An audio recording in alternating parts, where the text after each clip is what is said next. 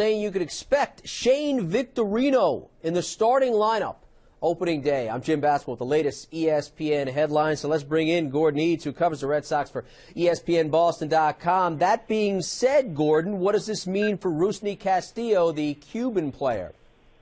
Well, Jim, at this point, given the fact that the Red Sox still have Alan Craig and Daniel Nava on the roster, I would think they have little choice but to send Rusney Castillo down to Pawtucket to start the season.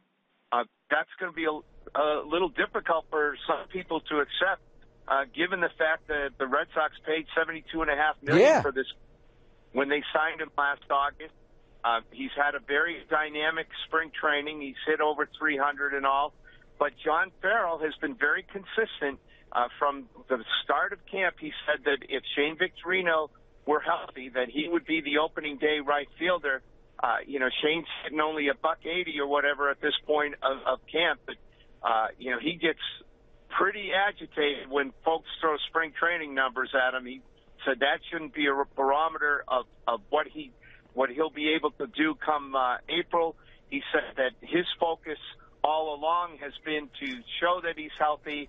And even though he's had a couple of setbacks this spring, Jim, I mean, he abandoned switch hitting again. He had done so back in August of 2013, was hitting exclusively right-handed. He came to camp this year confident that he'd be able to switch hit again, but some of that same soreness that he had to deal with when he hit from the left side resurfaced, so he abandoned that. And Farrell was up front that they had some questions about Shane's durability.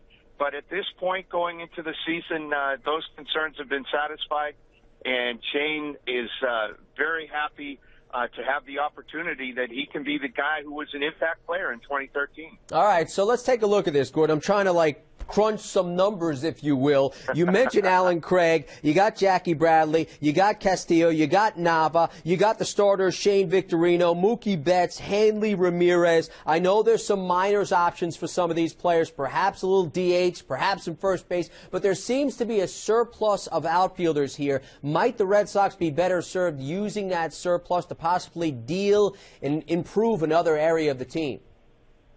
Well, obviously, that was a consideration this spring. I think there were clubs that were interested in Alan Craig, for example. But Alan, for a guy who had such an off season last year coming off the foot injury at the end of 2013, teams weren't willing to take on that $25.5 million. Yeah. Victorino's making $13 million.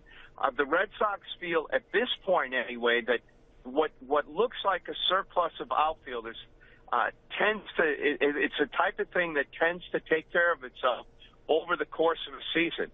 Their preference at this point is to have that kind of depth in the outfield. Between Yohan Moncada and Rusney Castillo, the Red Sox certainly, Gordon, have the two highest paid minor leaguers this coming season. Gordon Eads covers the Boston Red Sox for ESPNBoston.com. We appreciate the insight, Gordon.